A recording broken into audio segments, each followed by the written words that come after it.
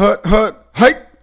Hello again, my fellow Bears fans. Your boy Roy for Chicago Football Talk, sharing some of my quick thoughts after that Bears victory. A very nice way to actually wash the taste out of the mouths from that bad game versus the Green Bay Packers.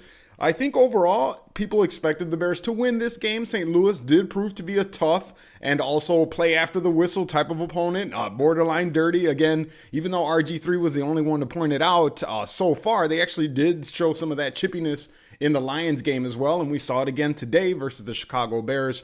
But still a victory, a much-needed victory. Good for them to bounce back. There was a real danger that they could have lost versus this game.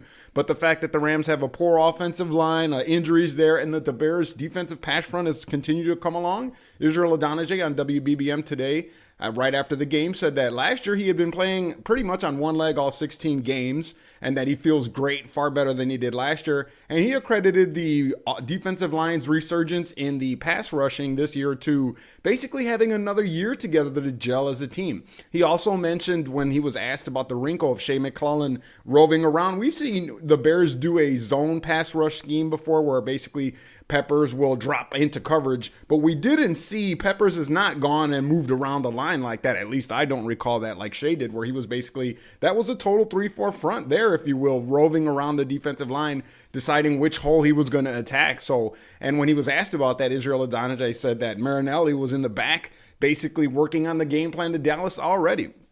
Few notes on the game. I thought Urlacher came out looking quicker than he did before and more agile in the first half, and I wondered if it would last the whole game. I don't know if it did. I have to go back to the game film to actually take a look at it a little bit further, but he did have some trouble getting off of blocks a couple of times that they were gashed along the left sides. I recall him not being able to get off the blocks, and then later on you would see Lance Brigg actually fighting off a block to make a tackle, if not a tackle for a loss, if I'm not mistaken. But anyway, some other notes to point out. I was worried about Karimi and how he would fare against Chris Long.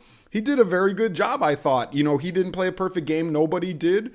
Roberto Garza allowed some penetration on some plays. Rashal also, but kudos to Karimi. The game ball they took away, they can give it back. The one that they took away from him, I was saying earlier in my keys to the game. And also Rashal, even though he came out anxious and amped up and got that false start, he settled down. He ended up being the avenger, if you will, the retaliator. He ended up, he would have nothing to do with the Rams' extracurricular activities messing with their running backs, as he started, basically being the reinforcer and the enforcer, I should say, shoving the Rams after the whistle. And fortunately, he didn't get called for it. But actually, Cutler said that he thought that the offensive line gained an edge, an edge of toughness by Rashal. On a couple other plays I didn't get a chance to tweet real quick, he actually set the edge on a couple of pretty big gainers. So I liked what I saw out of Rashal overall, but I'll go back and look into the game. These are my notes from just seeing it the first time. Shout outs to Peja and Okoye. Peja, I thought, was actually a dominant force on the defensive line. He got a lot of pressure. I'm getting ahead of myself, you can see here. He got a lot of pressure there.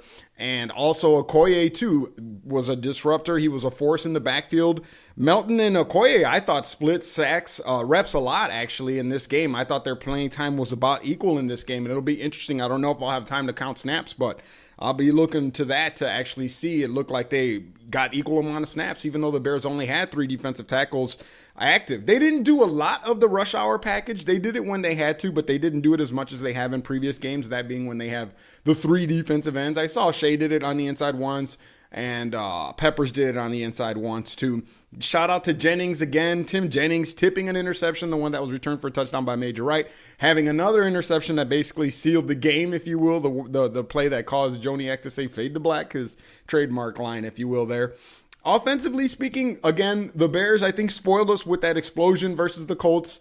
It's going to take them time. A lot of people are jumping the gun saying they should do good, or should have already done better, if you will. Like should have in terms of they're worried. I wouldn't worry. Offense always takes longer to come along than defense. There's still a lot of moving parts, as Cutler has alluded to on offense. I expect them to play better, yes, but I'm not going to start pushing the panic button when they don't. It takes a long time to gel on offense. And as the offensive line gels, so will the offensive as a whole too. But one thing I think the Bears are starting to figure out now, they need to get Alshon Jeffrey the ball more. They can ill afford to have, like the Earl Bennett play on third when he dropped the ball. He couldn't get it on a short little route there. Not the near interception, but earlier than that on a third down. I kept thinking if Alshon Jeffrey was in on that play, he would have had the body and the length to make that catch.